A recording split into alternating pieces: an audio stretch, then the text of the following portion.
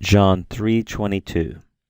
Meta tauta, eilthen ha Jesus, kai hoi mathetai autu, eistain Judaion gain, kai eke dietriben met auton, kai ebbaptizen.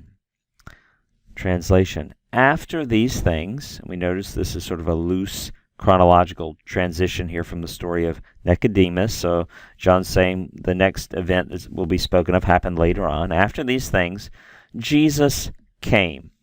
Now, this word eilthen, very common in the gospel, so though we haven't seen it for a few verses here in John, right? It comes from erchomai. Such a radical spelling change, right?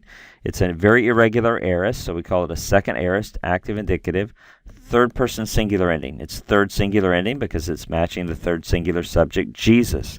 Jesus came. We remember that the aorist tense is sort of the default tense in historical narrative. This happened, this happened, this happened, this happened.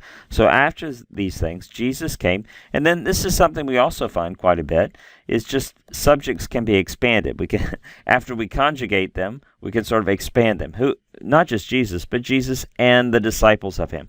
Jesus and his disciples came into the Judean land, that is, into the Judean countryside, into the Judean territory.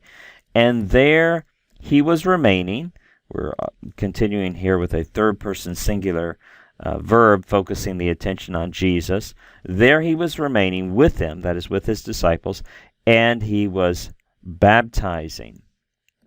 If you read later on in John, when we get to John chapter 4, verse 2, we'll see that it's actually Jesus' disciples who baptize under his authority, and there's no other mention of Jesus himself baptizing people, so we probably should understand this in light of John 4:2, if you want to look ahead there. This dietriben, that's from the verb dietribo, which means to remain. Remember that has a prepositional prefix, and so when we have an augment, it occurs after the prepositional prefix, and there's our ending there.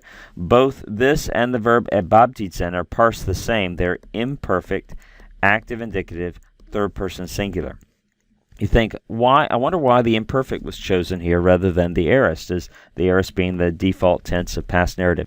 Well, it seems, doesn't it, that I'm just suggesting, as we're thinking about it, perhaps it's painting the ongoing activity of Jesus that should serve as the background for a more focused reporting of a particular episode coming up, right? What was going on? Well, Jesus and his disciples, they were staying here, and they were baptizing, and then that's the background information for a more specific episode.